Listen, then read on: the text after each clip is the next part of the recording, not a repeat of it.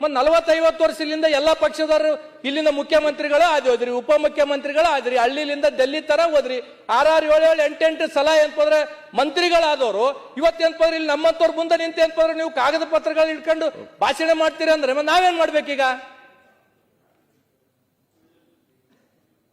ಇದು ನಮಗೆ ನಾಚಿಕೆ ಬರ್ತಕ್ಕಂಥದ್ದು ಅಧ್ಯಕ್ಷರೇ.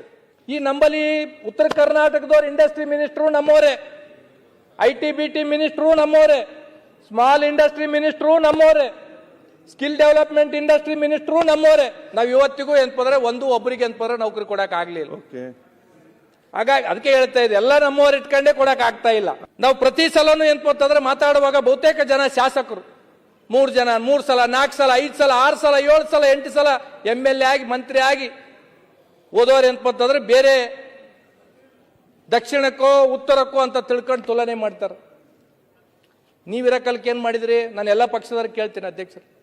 ಇವತ್ತು ನಾವು ಪ್ರತಿ ಸಲ ಇಲ್ಲಿ ಚರ್ಚೆ ಮಾಡುವಾಗ ಮೈಸೂರು ರಾಜರು ಮಾಡಿದ್ರು, ದಕ್ಷಿಣಕ್ಕೆ ಹಂಗಾಯ್ತು, ದಕ್ಷಿಣಕ್ಕೆ PHC ಹಂಗಿದೆ, ದಕ್ಷಿಣಕ್ಕೆ ಶಾಲೆಗಳು ಹಂಗಿದೆ, ದಕ್ಷಿಣಕ್ಕೆ ಅಂತಂದ್ರೆ ಫ್ಯಾಕ್ಟ್ರಿಗಳಿದೆ, IT ಇದೆ. ಮತ್ತು 40-50 ವರ್ಷದಿಂದ ಎಲ್ಲ ಪಕ್ಷದವರು ಇಲ್ಲಿಂದ ಮುಖ್ಯಮಂತ್ರಿಗಳು ಆದ್ರಿ, ಉಪಮುಖ್ಯಮಂತ್ರಿಗಳು ಆದ್ರಿ, ಹಳ್ಳಿಲಿಂದ ಡೆಲ್ಲಿ ತರ ಹೋದ್ರಿ, 6, 7, 8 ಸಲ ಏನಪ್ಪ ಮಂತ್ರಿಗಳಾದವರು ಇವತ್ತೇನಪ್ಪ ಇಲ್ಲಿ ನಮ್ಮಂತವ್ರ ಮುಂದೆ ನಿಂತ ಏನಪ್ಪ ನೀವು ಕಾಗದ ಪತ್ರಗಳು ಇಟ್ಕೊಂಡು ಭಾಷಣ ಮಾಡ್ತೀರಿ ಅಂದ್ರೆ ನಾವೇನ್ ಮಾಡ್ಬೇಕೀಗ? ಇದು ನಮಗೆ ನಾಚಿಕೆ ಬರ್ತಕ್ಕಂಥದ್ದು ಅಧ್ಯಕ್ಷರೇ. ನಾವು ಪ್ರತಿ ಸಲನೂ ಏನಪ್ಪಂತಂದ್ರೆ ಬೇರೆಯವರಿಗೆ ತುಲನೆ ಮಾಡೋದಲ್ಲ, ನಮ್ಮ ಭಾಗಕ್ಕೆ ಅಭಿವೃದ್ಧಿ ಮಾಡ್ತಕ್ಕಂಥ ಜವಾಬ್ದಾರಿ ಹೊತ್ತಕ್ಕಂಥವ್ರು ನೀವು ಮಾಡದೇ ಇರ್ತಕ್ಕಂಥದ್ದೇ ಇವತ್ತು ಜನ ನಮ್ಮನ್ನು ಕ್ಯಾಕರಿಸಿ ಹೋಗ್ತಾ ಇದ್ದಾರೆ ಇವತ್ತು.